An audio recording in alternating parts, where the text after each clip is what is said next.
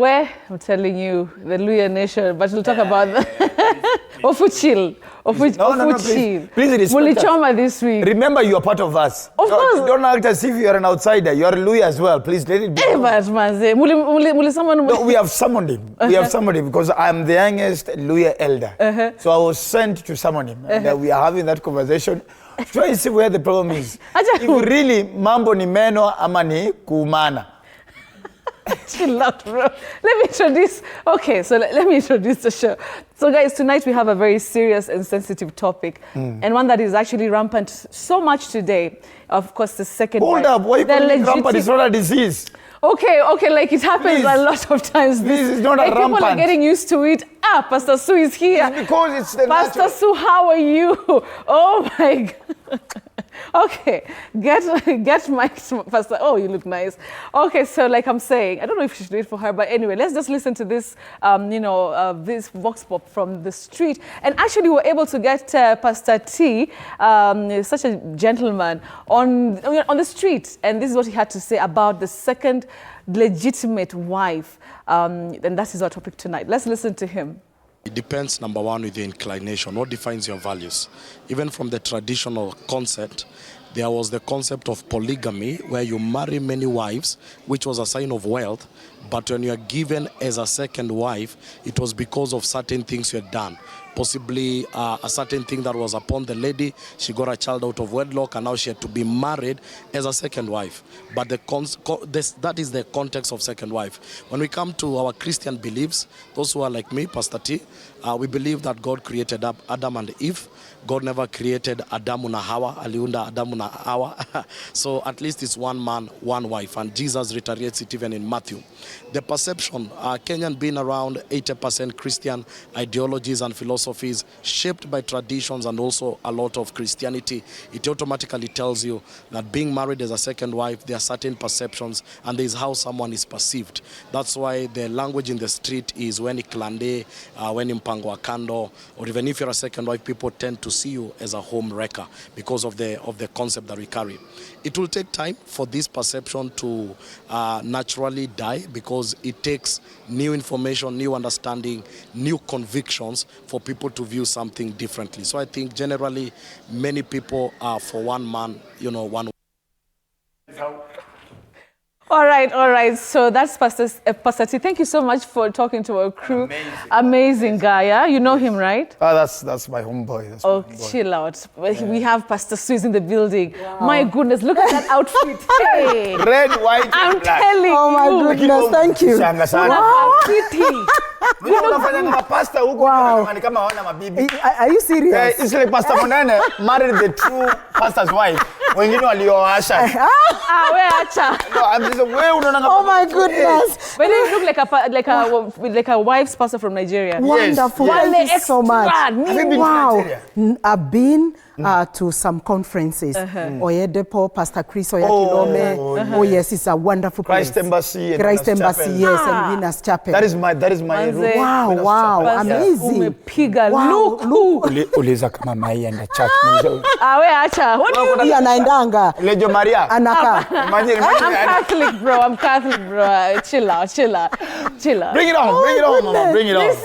Listen. Joey anaongea sana. Yes. He's been very busy this week. All right. Very, very busy. But we'll talk about that later. He needs to be busy for the sake of his children. Yeah. Because he's a successful man. His GOtv festival. Oh, yes. Beautiful, amazing. Oh, you did a good job. Oh. Wow. Niliona Waluya huko walikuwa wamejaa. Nakwambia mimi naomba wasichana Waluya ni warembo. Unafikiri tu ni Betty juu Betty yako huko Betty.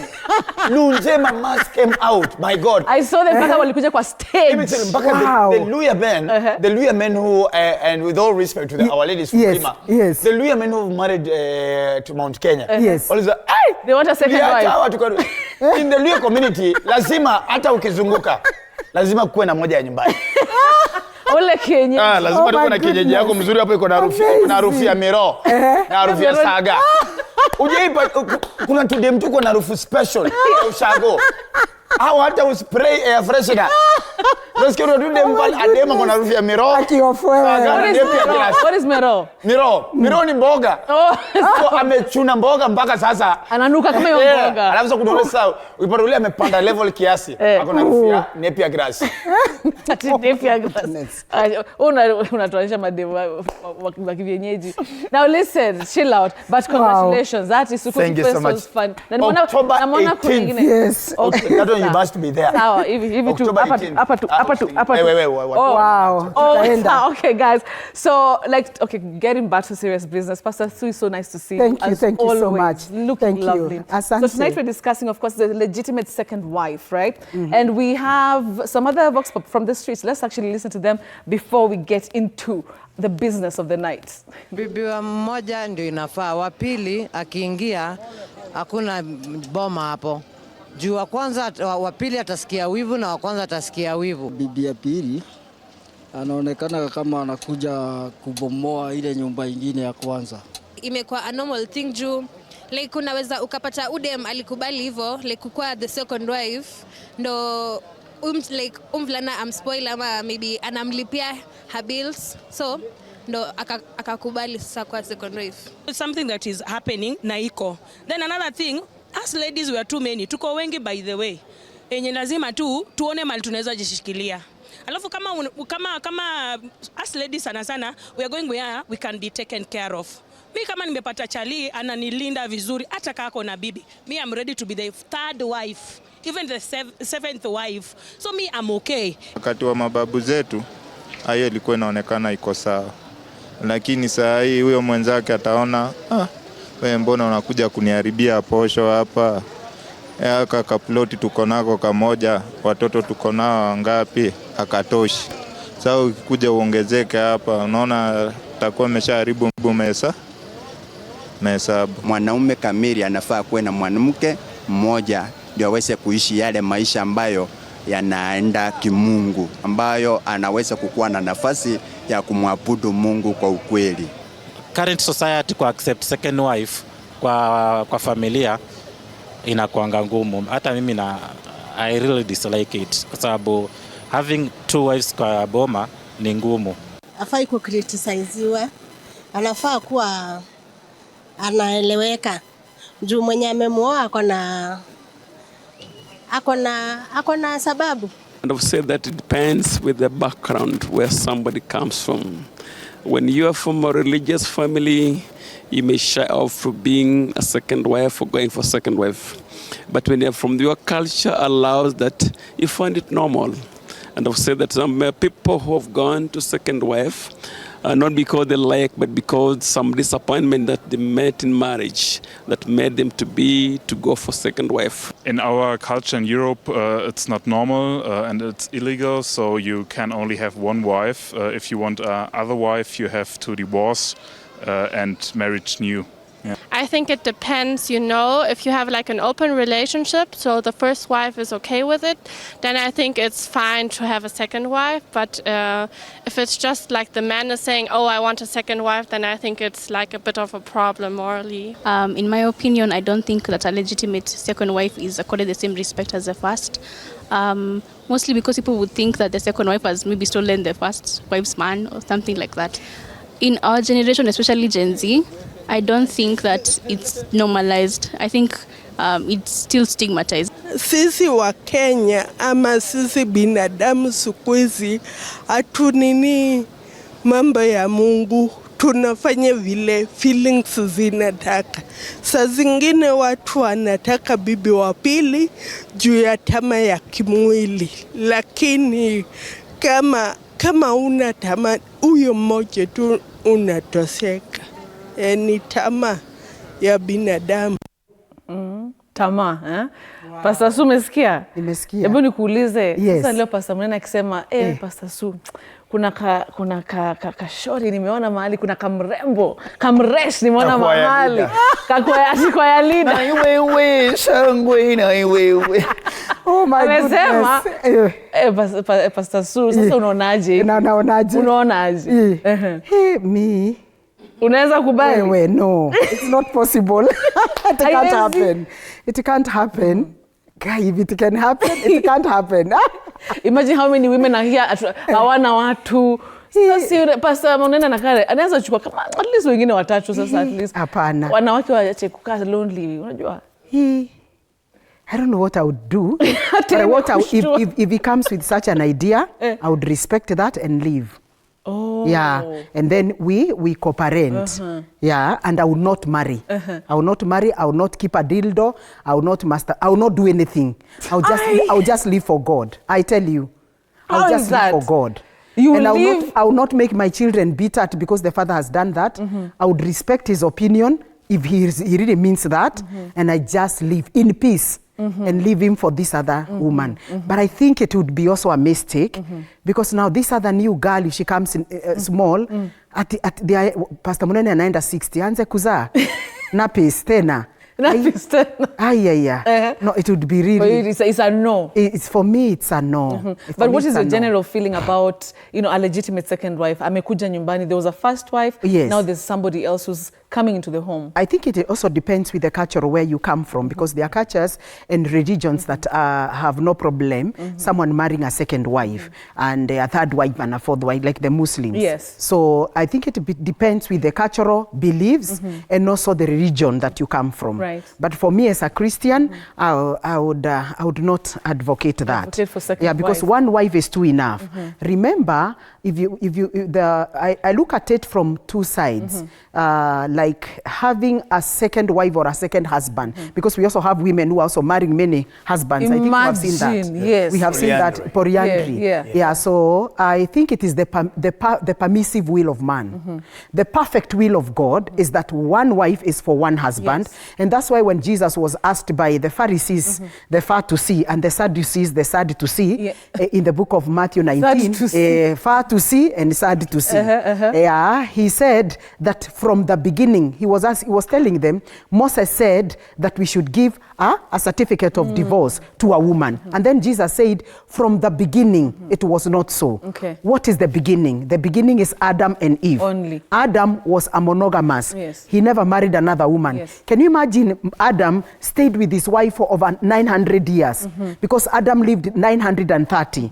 If you look also at our patriarch, like Noah, Noah now, after Adam is Noah. Noah was actually a monogamous. He never married another woman. Remember, the world had been finished by water. Right.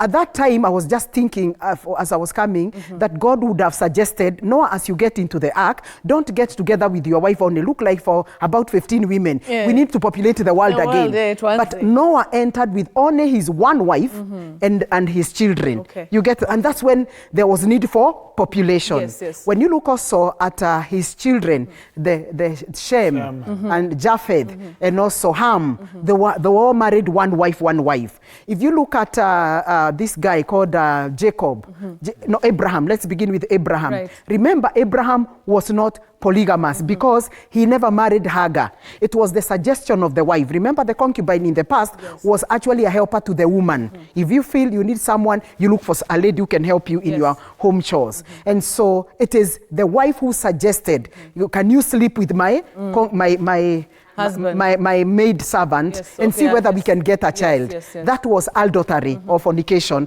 but that was not marriage, because after that we never hear in the Bible that he married legally, formally Hagar. Okay. So Abraham was not was actually not a polygamous. He was a monogamous. And then after that, now after Sarah died, that's when he married Keturah. And that's why Jesus was saying from the beginning it was not so. Okay. You're getting that. Gotcha. If you look at this man who married 700 wives, Solomon. Yeah, and 300 concubines. He says at the end of the day, this is all vanity. Vanity meaning what? After going through all these women, their joy wells, and mixing with their emotions, I have not still been fulfilled as a man. Okay. That's what vanity means. All right. When you look at this man after God's own heart, David also, he also went into polygamy. There was total mess.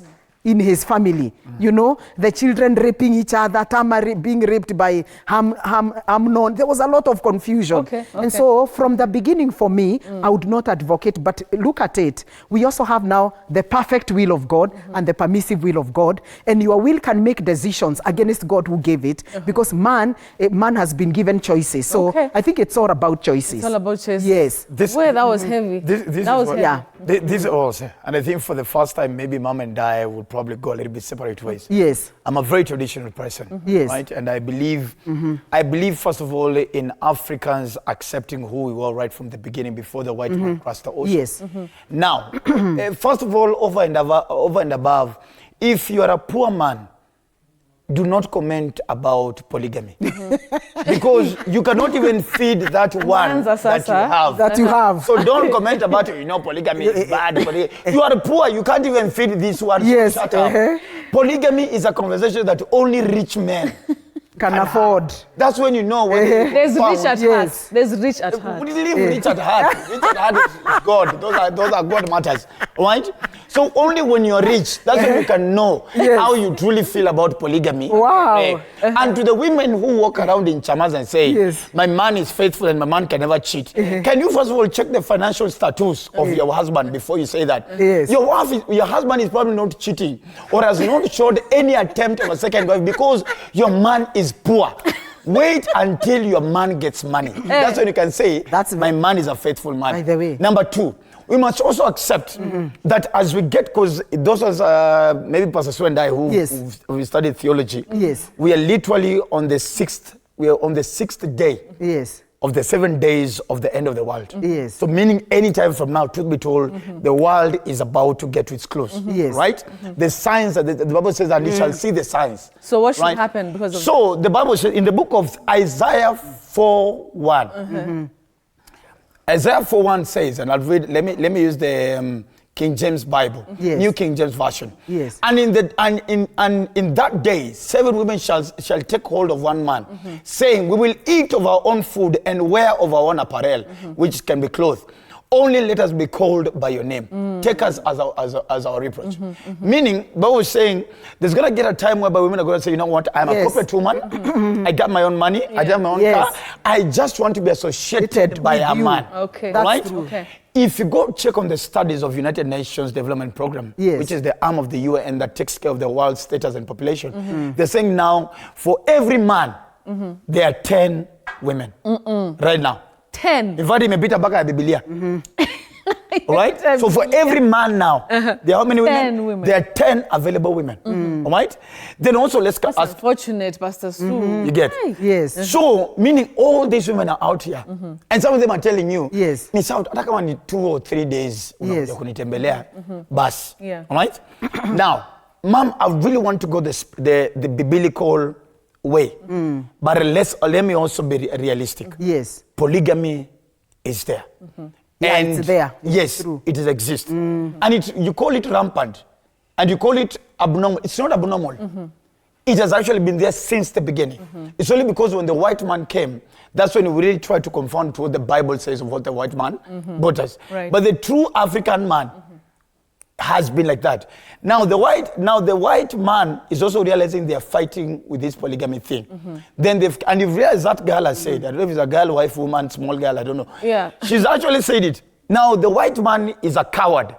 So what is come, instead of calling it polygamy, they are now calling it open relationship. Open relationship. Which is still what?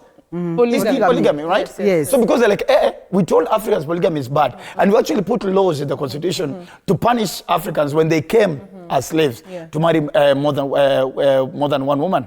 Now, polygamy has rules, right? Because I don't want to speak and give my sentiments as if it doesn't exist.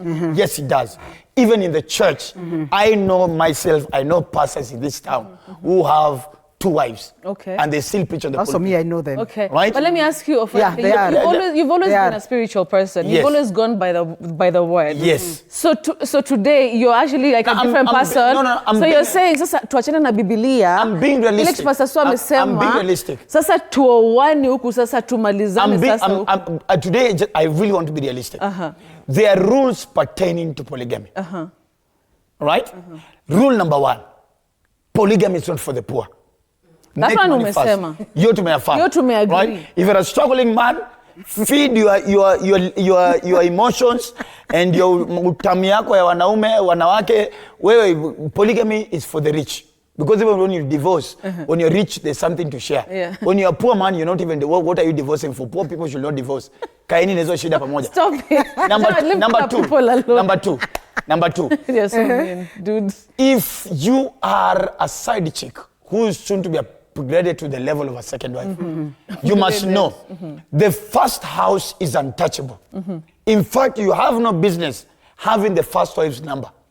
This thing of niko na yeye hapa kacha umempiga picha mzee akilala nimempea hata kukushinda wewe unampatianga 5 minutes nimemhemesha mpaka kitovu imepotea. You should, as a second potential wife, you should not have the contacts. All right? Number 3, no one should ever lie to you. No man will leave the first wife for the second wife. But they do that. It's because there was something that was happening before you came in. So don't walk around carrying the stars and the medals thing at me nilifanya cha na wife yake. Men don't leave their first wives for the second wife. Either if for the second wife you should be worried because your position is always shaky. You can always be replaced. The first wife never leaves.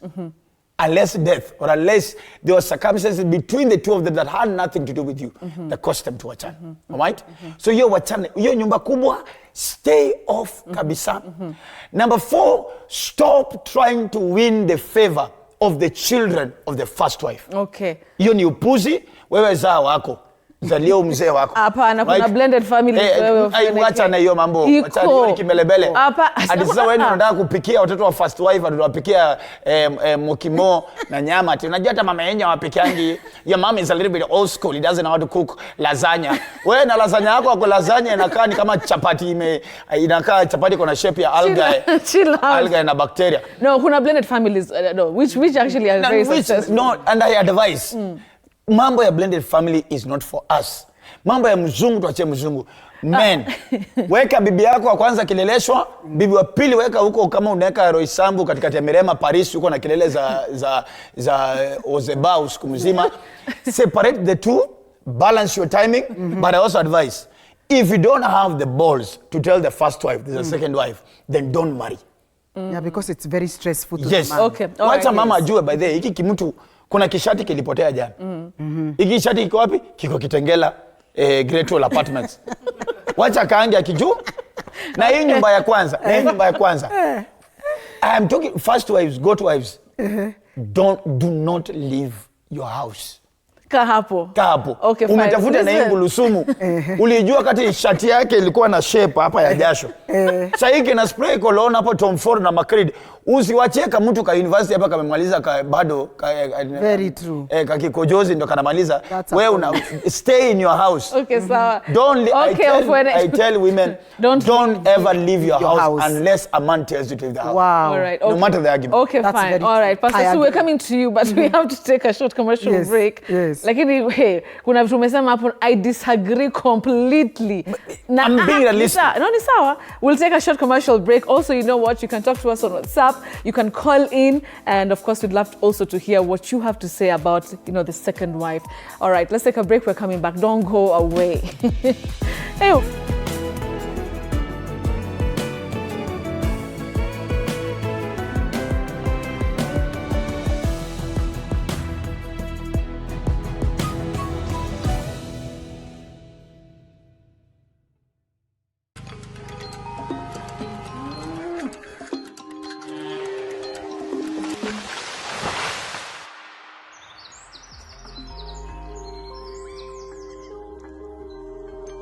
Our world is changing every day, and so should we, for the better. Each week, we tackle the big why, the question that should be on everyone's minds. Why isn't this fixed yet?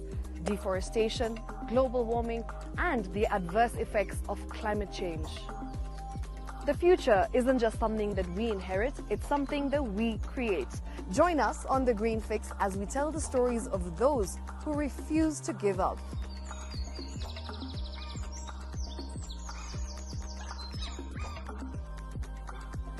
When it comes to fixing the planet, there is no time to waste. Join me, Shiksha Aurora, on Thursdays at 9 p.m. on The Green Fix as we look into the big why, you and I.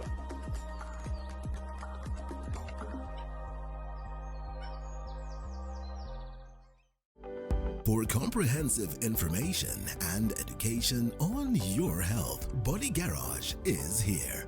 Don't allow anyone to pluck out your good tooth as long as it is strong and stable. Cancer doesn't start today and you get the symptoms tomorrow.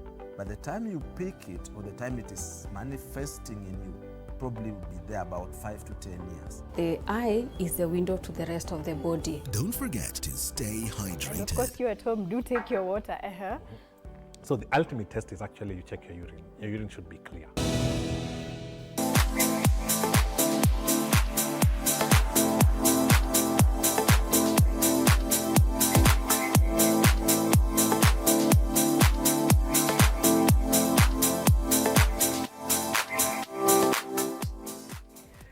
Well, this is a hot one. This is a hot one. Pastor Sue, you're saying something during the break.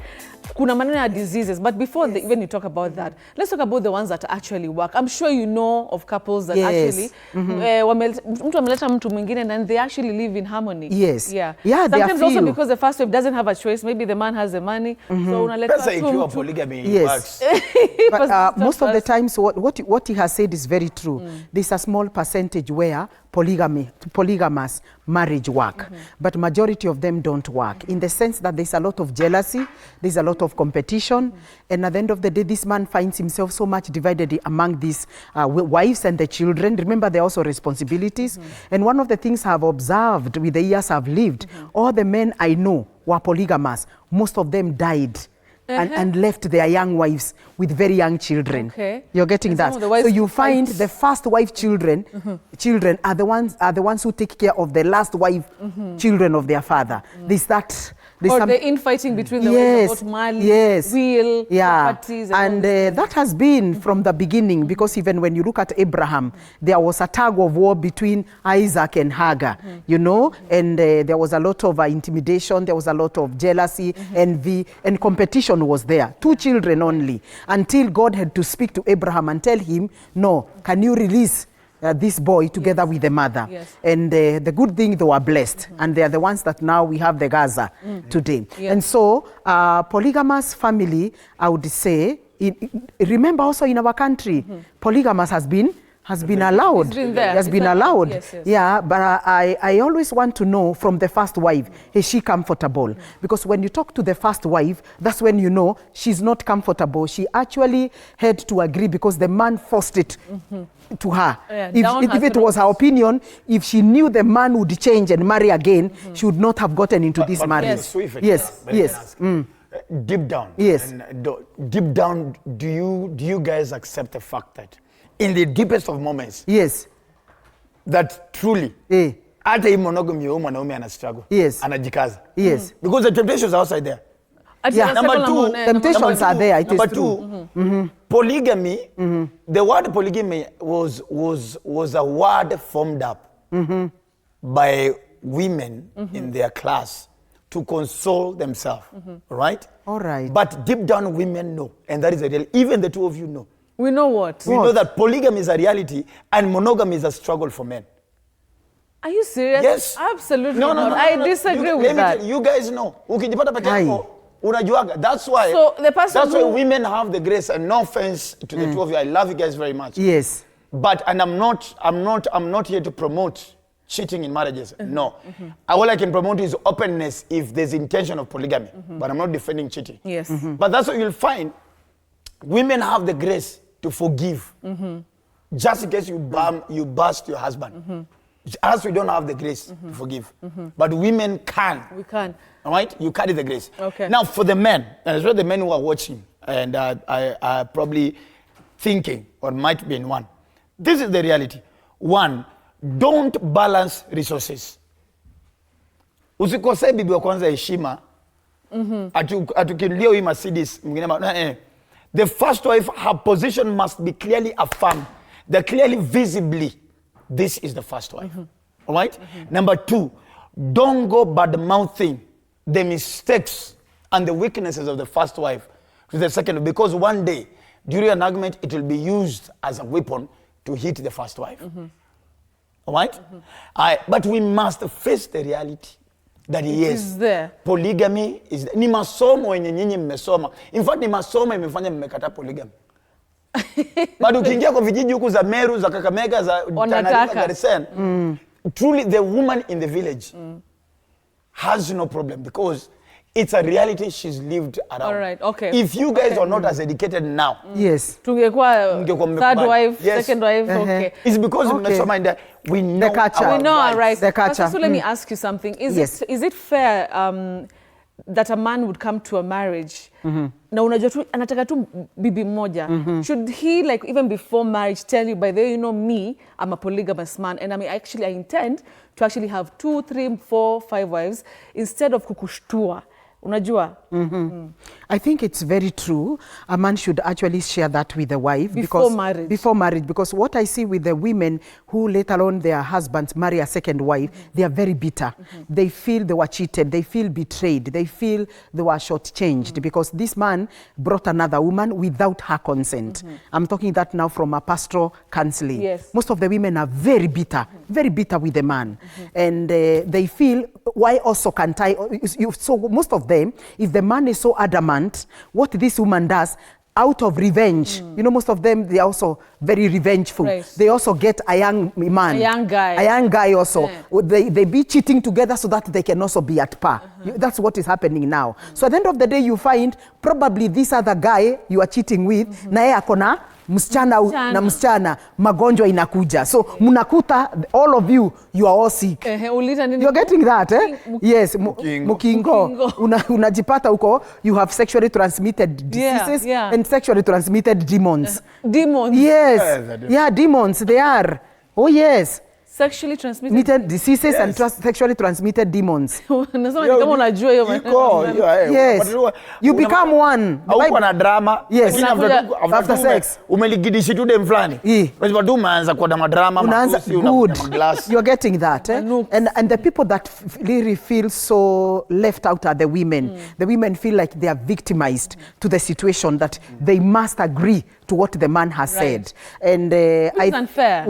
It's unfair to the woman because, like, for me, I'm just thinking about myself. Yes. Children and people who are listening to us, who have come from polygamous family, would not want a polygamous family again, unless really there was what Ofwe is saying, some families where polygamous worked.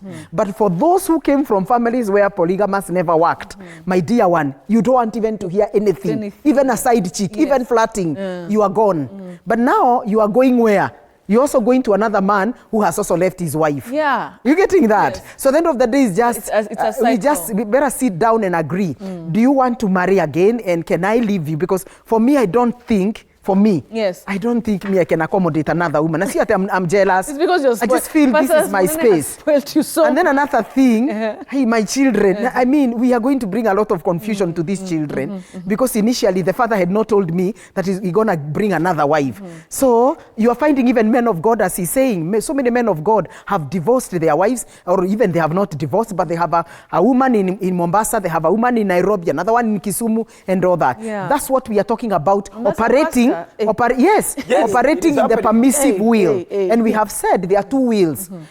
I see polygamous like it is in the permissive will. And I see monogamous as the perfect will of God. But you see, a man or a woman has a choice to make to do what you want. And there's nothing God will do because of your choices. I think we need not to judge them. There's somebody who said, don't judge them, don't condemn them. Kesi yao iko na Mungu, because who are you to judge another man's servant? So for me, if you are comfortable, well and good. But for I am not comfortable. And I will not advocate to my daughter ati akubali kuwa second wife. No. Okay. And at the end of the day, it's like you also get second service. This man has, can you imagine? You're just another one. Another one, the children want the father, unaulizwa uko wapi, kuna hiyo tag of war. And at the end of the day, this man, sometimes he may have ED. You can imagine a man with ED. He gets ED, and you have to satisfy this other one, so you have to take Viagra this side. At the end of the day, you will die. That's why you find these men who die. No, you'll die. Yeah. Yes. In fact, I had somebody who told me, I had somebody who has actually married a second wife, and he tells me this way, do you know, Pastor, Daktari, I have to call my first wife that I'm going because I don't want to imagine I can get another man there. Are you getting that? Are you serious? He can't go to the first wife's house without him calling.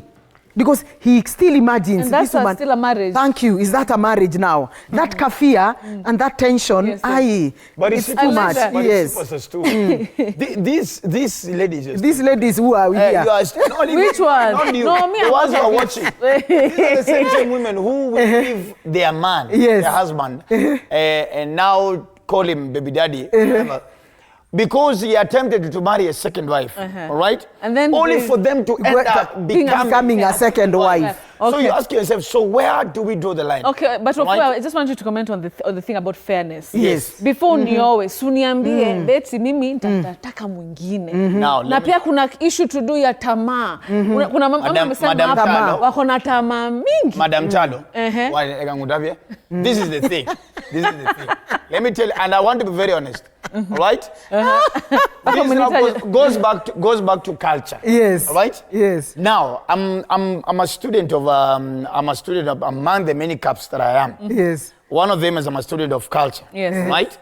And truth be told, the Mlima side, right? The Kikuyu side is a matriarch community. Yes. Right? That's what tona nyoba ya mobe, na wajiko, tona shiko, and all that. You get? Yes. But these others, the east side ya huku, that's why even Ukambani, your leader during liberation and fighting for independence was a woman, all right? But upande hii mwingine wa Kenya is a patriarch. That's why you guys are almost calling Luyas, Luos and Kalenjins and Kisses that were a little bit misogynistic as men and a little bit chauvinist. It's because that side, the society is run by a man. This side, the society is run by a woman. Right? Now, for us Luyas, let me not speak directly for the culture that I come from. Luyas, we do not feel anything telling a woman that, hey, there could be a possibility that at some point I will marry. No, you guys. For us, Luya men, for Luya men, thank you. it is not a conversation about polygamy, all right? But I have seen a lot of my Kikuyu men, my Kikuyu friends, who have second wives. But tukifika pale kwa bibi kwanza tunanyamaza simu ni peke yake. Na ukimza Bruno, siwaambie mama nani kuna mwingine anakuambia we huyu ataniua. You get? For the Luyas, actually, hata huyu atamkaribisha. Wow. You get?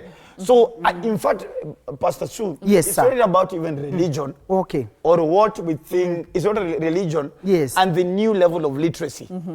It all goes down to what does your culture advise. Right? All right. Because ile ukuta ingine, si shida kuambia by the Betty. In fact, you guys know. Yes. Wow. It's not a shock.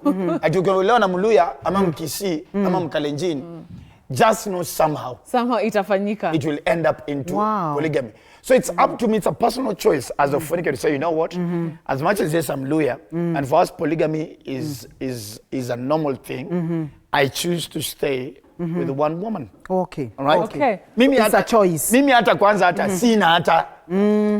Wewe sasa hata sina, unaelewa. Wacha hata wawili.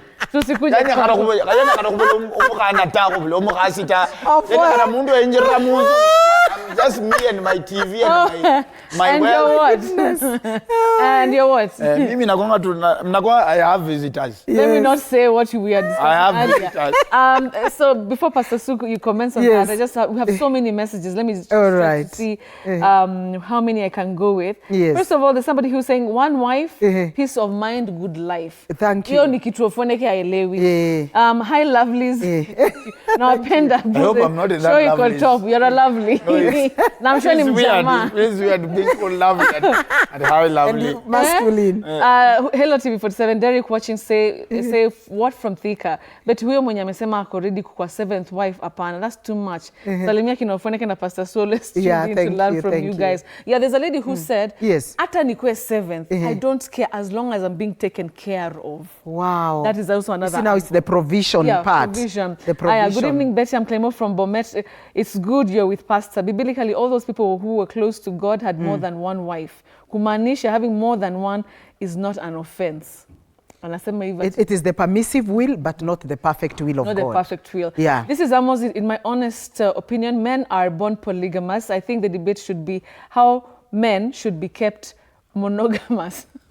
How is that even possible? You can't. No, Again, can't. like you It said, means from it all the goes down to culture, personal to culture. Yeah, true, true. And Hi, religion. cousins. In this, Hi, cousin. Hi, cousins. In scenario, okay, cousins. In this scenario, according to me, sometimes situation forces somebody to marry a second wife. First, if a woman is not able to give birth, I think that's legitimate. Yeah. Number two, if a husband arrives late from the job, then a woman begins to shout to him, "Rudi kwa za wako." Hapo ndo sisi gents hupata hiyo chance ya kuwa na second wife. Ni Jose kutoka Kibra. So anasema That is like, you know, communication. the wife Which is very true. The wife very is true. angry, all these things. Hii hata nitaisema bila uoga, without fear of contradiction. Yes. A lot of men did not even have the intention of marrying a second wife. Some of you women are the ones who pushed. You get? Let me ask. But we're being blamed for everything. No, we don't blame. No, let us stop always playing the victim, ladies. Yes. At times mkiambia ukweli, Mnashindana mkisema ukweli. No. Now this is the truth. Wewe kuamka asubuhi, your husband has moved. Umesikia amesonga kwa kitanda.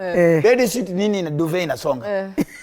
Traditionally, when your husband moves, wewe pia una move kenda wapi? Kwake. It is. Alright? Ati jikoni au kwake? Breakfast. Kwake ama jikoni? Wewe. Breakfast. Kwanza kwake alafu unaenda yes. breakfast. Yeah, Wewe. you must glorify protocol. The morning must be glorified. Yes. That one ni goes without saying. Kwanza kuna kale ka saa 11 hapo asubuhi. Thank you. Kana When the testosterone is high. Moina inafanya pop. Yes. Inakuwa nzuri sana, mna compete na speed ya Moina. Yes. Now, mkiamka, you suppose see ati ukiamka. So mimi nimeamka, badala mama ainge bedroom, ainge kitchen. Yeye anainge TikTok. Ndani ametuma lion. Jehova. Mimi ndio lion hapa, wewe unatafuta malion za TikTok. Number two, I am ironing my own shirt. And you're seated there. Still, na sasa hiyo umeingia Instagram. Unatafuta na Betty Chalo, akona Gen Z wake. Sivyo ndo tunasumbua hapa dada yangu mkimtafuta uchokozi. All right? I am leaving the house. You're not even concerned. How has this man left? How is his day going to be? Yes. Statistics says, sociologists have said, yes, that 6 out of 5 men who are kissed in the morning as they leave the house, they tend to have a successful day. Wewe hakuna. Kwa ofisi huko bwana wako amekutana kajenzi. Hi, oh my God, I love your tie. Oh my God. Gosh, nilibeba ngwashe jana. Ndio hizo ngwashe 3 mimi nakula 2. Your husband is already being fed there. All right? Ameingia na kwambia amesomewa kwa board meeting. Jenizi wake amengojea kwa desk. Don't worry. Oh boss, I'm toxic, but you're good at what you do. He's feeding his stomach. He's feeding emotional. Right? Yes. The man sits and says, I don't want to leave this first wife of mine because of the children. Yes. All right? But man, some of you women that are watching me, I need to tell you. Yes. Your husband is with you because of the he married you because of the children. All right? Yes. But now he's going to marry another woman now for himself. Now most of the time second wife atawazaangi. Nara ni choice ya mwanaume na kizana za tu mmoja because huko ameshachoka na watoto ni kelele, already mama ashakorofisha akili, wameganga hapo wanatusi baba yao. Some of, in fact, I would allow women to kind of feel emotional about their father and a second wife.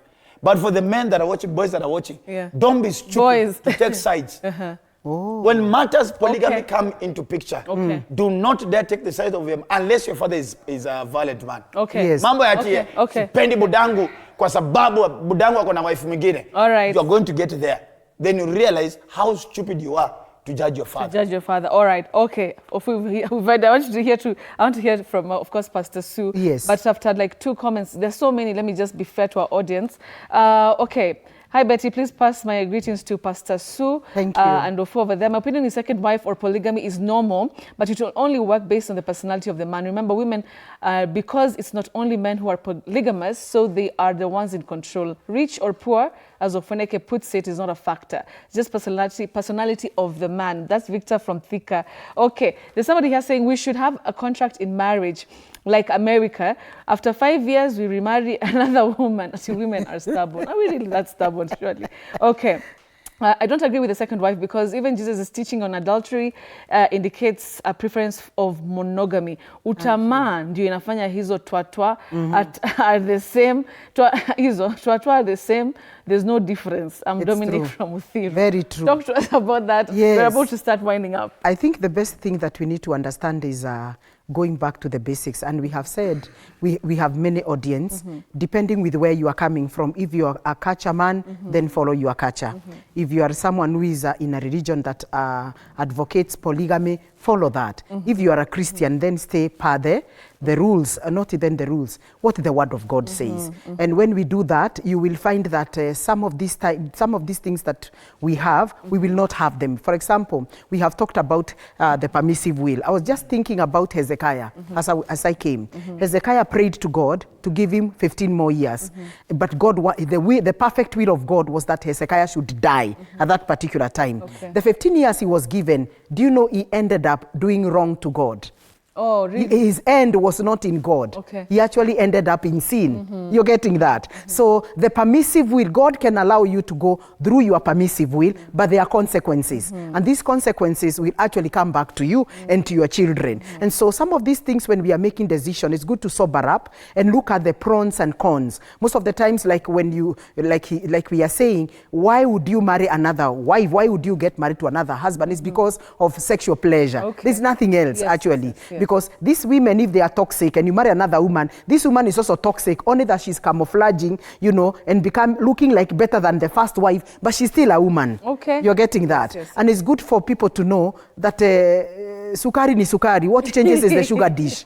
You know? Yeah, it's very true. Yes. These things are all the same. There is no woman at Yakonangorofa. Maybe it's just you know? the new. It's just the personality, probably. The package there is different. The physical thing. But that is the same. It's the same. Yeah, thank you. It's the same.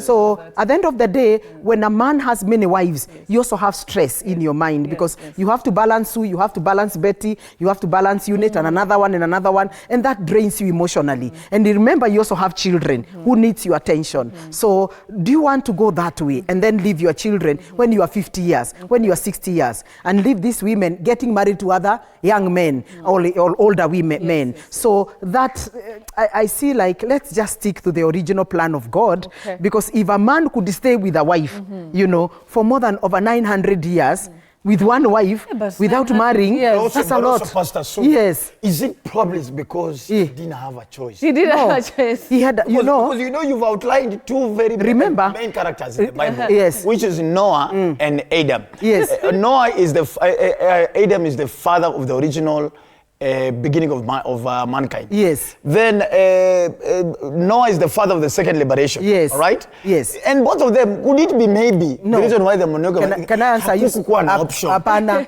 kulikuwa na, let me tell you. Okay, guys. Let me tell you. After the fall of man, the fallen nature of man is what desires to be polygamous and polyandry. Okay. But the original plan, the original plan of God was one wife, one husband. And let me tell you the truth. One wife is too enough to keep you busy until Jesus returns. I'm telling you. Lakini sahi. But also allow me to say this. Betty and Pastor Sue. Also allow me to say this. Yes. Women, stop being naive. Yes. All right? Before you get hitched up to this man, right? Because you've used a statement about getting disappointment and bitter. Yes. Now, this bitter and disappointment is something you brought upon yourself. Yes. What you should do is do a case study. All right? Fuata mpangilio na mkondo wa familia ya wewe mwanaume. Enda research. Yes. Baba yake akona bibi wawili. Anko zake akona bibi wawili. Anti zake wameolewa kama mabibiwa. Akata hiyo lineage. Wewe umeona already. Jay-Z utapata information there's not about being Jay-Z, it's just being naive and not willing to go deep down. Because there's a trend. Right? Yes. Umeangalia mimi kama kwetu hakuna mtu ako na bibi wawili. Again, My father only has one wife. Olay. Yes, you get. Mr. Sunday. So ukikuja Mr. Sunday and Mrs. Sunday Stella. Okay. So enda kaa angalia vizuri. Okay. Huyu mwanaume baba yake ana bibi wangapi? Uncle zake ana bibi wangapi? Auntie zake wameoleka katika familia za polygamy. Ukiangalia it is only you should just be waiting on when is not happening. Pray against it. Sawa, tumekusikia. Pray against but it is not a spirit. Okay. It's a spirit. That is also where I want to disagree with you. No, polygamy is not a spirit. Not a demonic spirit. It is the spirit of adultery and fornication. Okay. And then also yes. In fact, and let me ask you. I'm so passionate about this topic. No, it's because you want to marry me I'm a realist. Wives. Me I'm a realist. Me I don't live in. Wewe unataka ku marry 3. That's why you're very passionate. Hata sina mmoja sana ngapi. Sasa unajua nakutoroka because unajua wewe ni No, but mimi no, mimi najitambua. Women fear me because I know myself. All right, guys, listen up. Okay, we're about to wind up, but before we stand to the cameras, I want to do something very, very special. Wow. Not to you, a fool. You've never given me anything special, by the way. Okay, so... Statement moja. Women. No, the question that I leave you tonight with is, would you rather he tells you? Okay, let's first do this. Relax. Okay, so guys, you know what? I would love to wish my lovely daughter, Ivana Nduko Okari, a happy birthday! Wow! Oh my gosh, Mommy, I love you so much. I promise you I'm going to do this while I'm on air, and I just love you so much. You're an awesome girl. You're an awesome lady. You're just so beautiful. I love you so much. Your strength, your voice, your confidence, like everything about you just wows me. I love you. I don't want to cry because nimezoea kulia. But you know what, my baby, I love you so much. Happy 11th birthday. Wow. You are my baby and I love you so much. And I just pray for God's blessing on your life. And I just pray everything that is good, everything to line up so smoothly. I love you, Mommy. Happy 11th birthday. Wow. Wow. Happy birthday, Ivan. Okay. Manze karibu nilie, Pastor. You met Ivana. Ivan is a beautiful girl. You met her. Quite do you remember? Yeah, she's quite a beautiful girl. My tears are always so close when I want to talk about her. Oh my gosh, I love it. Wow. Okay. Yes. You mean talker. Aya, let's finish. Let's finish on a positive. Sawa ufu. Achana kupigana na watu. 2 wives. Mimi bibi sisi ni bibi wa watu wewe.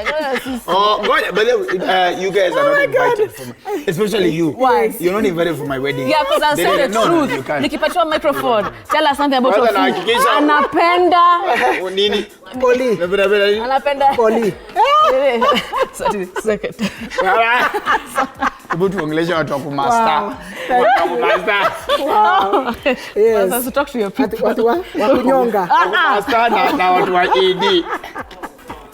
Watu wa tunarekisha kuna msana kwa tunamutiwa Pastor Sufisha show for us very briefly. I just want to say thank 15. You so much for being together with us. Indeed, we pray that God will help you to get the right husband and the right wife and apply the principles that makes a marriage work. From Ofwe and Betty and I, we want to wish you all the best.